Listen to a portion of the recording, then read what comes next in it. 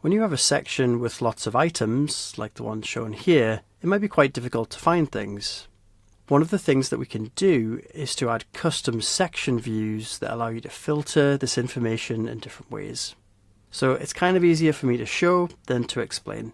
So here you can see we have 7 items, and it's a mixture of outlets and assets. Wouldn't it be nice if we could just show the assets or the outlets? Well, I've created a section view for just that purpose. The section views are the drop-downs that you see here. If there are no section views, you won't see this drop-down at all. But if there are some applied, you'll see something like this. The top option, which is the default, will show everything. And then you've got the named section views below. So if I select assets, there's now some logic applied, which is going to filter this list where the category is asset. Those outlets are now hidden. If I select outlets, we've now got just 3 results listed.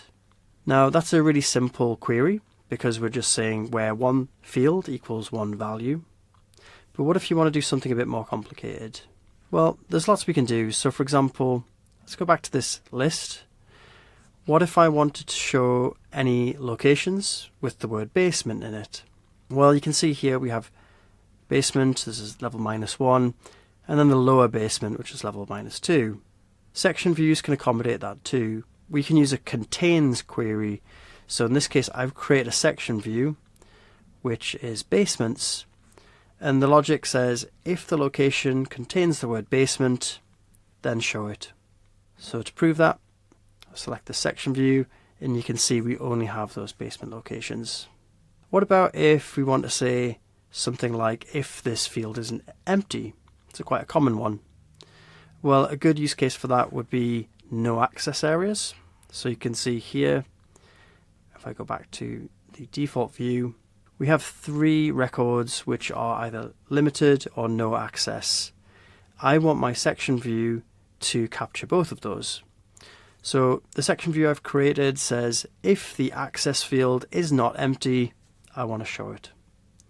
So I'll select this access issues one, which is what I was talking about. And you can see it's limited that list of 7 to just 3 this time. Now, there's all sorts we can do with this. We can even do things like grouping. So I'm going to go away in the background. I'm going to create another section view which has some grouped data, just so you can see how that would work. So I've created a new section view which deals with grouping. If I select this grouped by category section view, then you'll see what happens. So the section view is now showing all of the assets under this section here, and then you can see here we've got all of the outlets grouped together as well. So you could actually do this manually, from the list, if you were simply to drag this up to the top. This is how you group things within tables. So it's essentially the same thing, except we've saved you from having to do that. There might be multiple groupings, there could be multiple sorts. So the section view takes care of all of that. We just codify it into one handy, easy to use view that you can select from the drop down. But in this case, you can see it's now very easy for me to eyeball which ones are assets and which ones are outlets. I can also collapse them, if I want to get those out of the way. So there's lots we can do with this. If you find yourself, wanting to have just a view which is only some of the items within a list, that's usually an indicator that we can add a section view to make your life a little bit easier. Where you'll find this the most helpful is during your quality control checks. Things like, show me the high risk items, show me the no access areas, things like that. Or maybe you want to sort of show just specific materials, that kind of thing.